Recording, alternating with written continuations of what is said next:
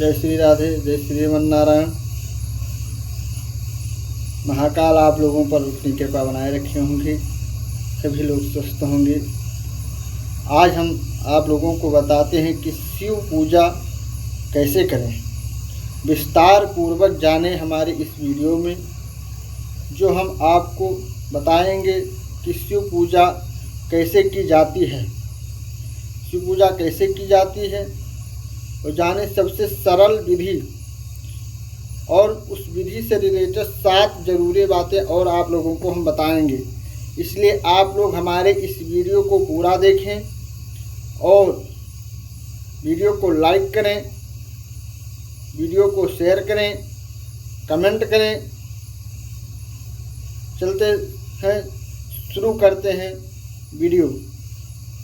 सबसे पहले श्रावण मास में अन्न माह में, श्रावण मास में या अन्न माह में कब और कैसे करें शिव की पूजा।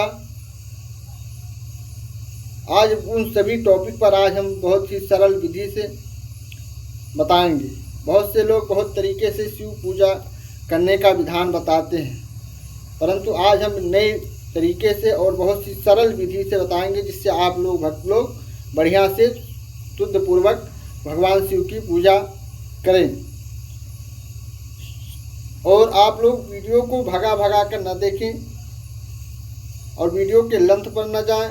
आप लोग वीडियो को पूरा देखें, आराम से देखें, ध्यानपूर्वक सुनें, तभी आप लोगों को समझ में आएगा। चलते हैं, शुरू करते हैं। और हाँ, वीडियो देखने से पहले आप लोग वीडियो को लाइक अवश्य कर दें, सब्सक्राइब करें।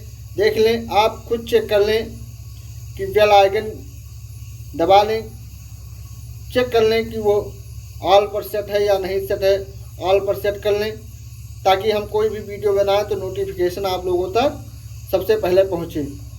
चलिए शुरू करते हैं। श्रावण मास व अन्य माह में भगवान शिव की पूजा करने का अत्यधिक फल मिलता है, महत्व होता है। सबसे यह जाने कि भगवान शिव की पूजा करते समय किन किन बातों का ध्यान रखना चाहिए, बेहद ज़रूरी है। हमारे वेद पुराण और सनातन धर्म के अनुसार, परंपरा के अनुसार, शिव पुराण के अनुसार भगवान शिव एक ऐसे देवता हैं जो सबसे जल्दी प्रसन्न होकर और अपने भक्त जनों पर कृपा व आशीर्वाद बरसाते हैं। और शिव की कृपा भक्तों पर आशीर्वाद के रूप में प्राप्त होती है। और श्रावण मास में सबसे ज़्यादा शुभ और फलदायी माना जाता है। भगवान शिव के बारे में मान्यता है कि ये तो अपने भक्तों को आशीर्वाद देते हैं, किसी भी प्रकार का भेदभाव नहीं रखते। और पौराणिक कथाएं से यह बात सिद्ध होती कि भगवान शिव भोलेनाथ अवघड़दानी हैं, इसलिए वो किसी पर भेदभाव नहीं रखते। शिव पुराण के अनुसार अपने भक्तों को आशीर्वाद देते हैं, समय किसी भी प्रकार का भेदभाव नहीं करते। पौराणिक कथाएं इस बात के साक्षी हैं, वेद पुराण में वर्णित है। और उन्हें देवताओं और दैत्यों की तपस्या से प्रसन्न होकर के उन पर अपना समान रूप से सब पर अपनी कृपा बरसाते हैं। यही कारण है कि महादेव का रुद्राभिषेक, जलाभिषेक, दुग्ध अभिषेक आदि करने के लिए भक्तों की भारी भीड़ जुटने लगती है। यदि आप भी श्रावण मास में या अन्य माह में अवघड़दानी भगवान शिव का प्रसन्न करना चाहते हैं, मनचाहा वरदान पाना चाहते हैं, तो आप को कुछ बातों को विशेष ध्यान रखना होगा। हम आपको बताएंगे कि किन किन बातों को ध्यान रखना चाहिए। आप लोग हमारे इस वीडियो को पूरा देखें। फिर मैं कहता हूँ आप लोग वीडियो को पूरा देखें और वीडियो को लेंथ पर ना जाएं कि वीडियो कितनी बड़ी है कितनी छोटी। आप लोग वीडियो को पूरा देखेंगे तभी आप लोगों को समझ में आएगा, इसलिए उसे भगा भगा कर न देखें। आराम से बैठ करके बुद्धिपूर्वक ध्यानपूर्वक देखें सुने, तभी आप लोगों को पता चलेगा। श्रावण मास में या अन्य माह में कब करें शिव की पूजा?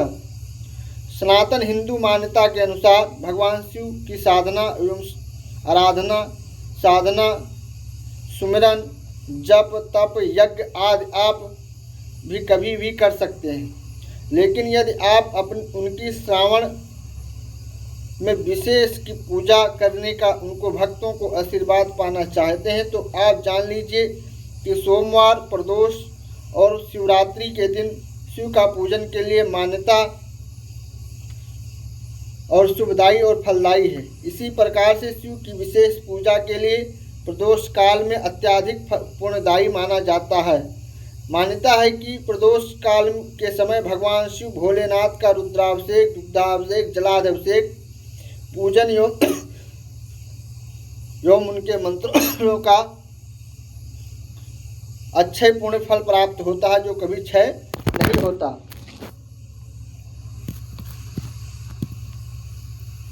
कभी उनका पुण्य क्षय नहीं होता।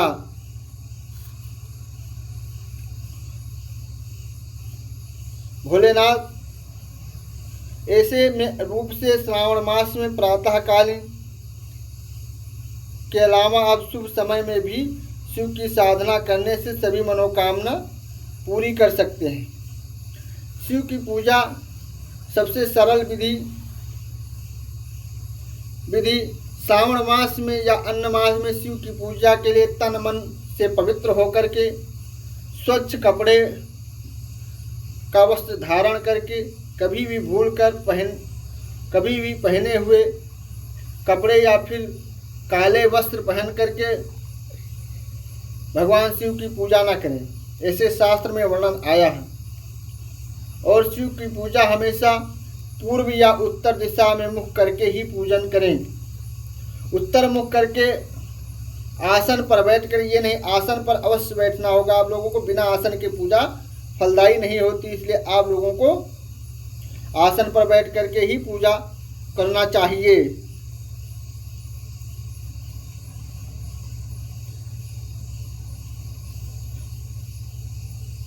और वेद व्यास जी कहते हैं कि देवों के देव महादेव की पूजा का विधि तमाम तरीके से है। बैठ करके पूजा करें। देवों के देव महादेव विधि अनेक प्रकार से अनेक लोग आप लोगों को बताए होंगे कि इस नहीं, ये नहीं, ये तरीके से, ये नहीं, ये तरीके से उनकी पूजा करनी चाहिए। विस्तृत रूप से की जा सकती है, लेकिन यदि सरल और सहज तरीके से उनकी पूजा करना चाहते हैं तो उन्हें सबसे पहले आप किसी शिवालय मंदिर में जाएं या घर में नर्मदेश्वर या पारद शिवलिंग हो तो उसे पहले आप गंगा जल से अभिषेक करें।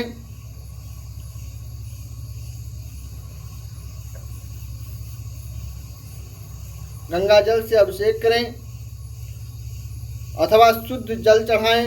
इसके साथ ही यदि आपके पास अपनी सुविधा के अनुसार दूध, दही, घी, पुष्प, यदि आप किसी भी प्रकार की सुविधा के अनुसार उन्हें दूध, दही, घी, पुष्प, बेलपत्र, समीपत्र, धतूरा, भांग, चंदन आदि, भस्म, वस्त्र आदि अर्पित कर सकते हैं। तो इसके पश्चात देवों के देव महादेव को सात्विक चीज़ों का भोग लगाएं, जैसे फल, मिष्ठान, खीर आदि प्रकार के भोग आप लोग लगा सकते हैं। सात्विक चीज़ों का ही भोग आप लोग लगाएं। फिर वेद व्यास जी कहते हैं कि मन में उनका ध्यान करते हुए ओम नमः शिवाय मंत्र का जाप करते रहें। अतः पूरे श्रद्धा भाव से भगवान शंकर की आरती करें और अधिक लोगों को प्रसाद बांटें और स्वयं प्रसाद को ग्रहण करें।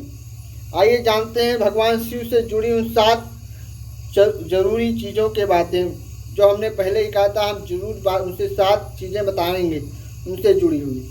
आइए हम बताते हैं उन चीज़ों के बारे में।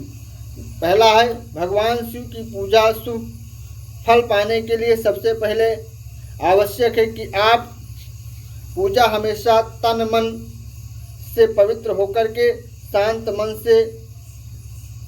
मन से करें और शिव की पूजा के दौरान क्रोध बिल्कुल नहीं होना चाहिए।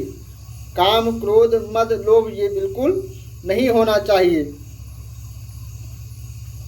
दूसरा है यदि श्रावण मास में या अन्य माह में महादेव को प्रसन्न करना चाहते हैं तो शिव पूजा के लिए हमेशा आप अपने घर में ईशान कोण या फिर पूर्व तो शिव जी का पूजा के लिए हमेशा अपने घर में ईशान कोण या पूर्व दिशा या पूर्व की ओर या उत्तर दिशा की ओर चयन करें तथा इसी स्थान को हमेशा स्वच्छ और पवित्र रखें आप लोग। फिर तीसरा है यदि आप लोग गृहस्थ हैं, जीवन के सभी रोग शोक दोष आदि को दूर करने वाले शिव की साधना श्रावण मास में या अन्य माह में करना चाहते हैं तो आप लोग शिव परिवार का चित्र लगा करके श्रद्धा और विश्वास के साथ भगवान का शिव का पूजन करना चाहिए। फिर है चौथा, यदि आप भगवान शंकर की मूर्ति के बजाय शिवलिंग की पूजा करना चाहते हैं तो आप नर्मदेश्वर शिवलिंग या पारद शिवलिंग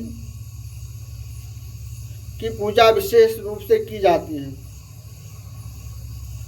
करके उनका आशीर्वाद पा सकते हैं। लेकिन आप लोग ध्यान रखें, जिस प्रकार से भगवान राम के साथ हनुमान जी की पूजा का महत्व है उसी प्रकार से देवों के देव महादेव के पूजा के लिए नंदी की आवश्यकता अत्यंत आवश्यक है। अगर भगवान शिव का आप लोग घर में नर्मदेश्वर या पारस शिवलिंग रखे हैं तो नंदी भी अवश्य होना चाहिए, तभी आप लोगों के पूजा का फल की प्राप्ति होगी। इसलिए आप लोग ऐसा अवश्य करें। फिर है श्रावण मास में महादेव को मनाने के लिए जप तप की जाती है और सभी मंत्रों का जप हमेशा एक निश्चित समय पर और एक स्थान पर करें।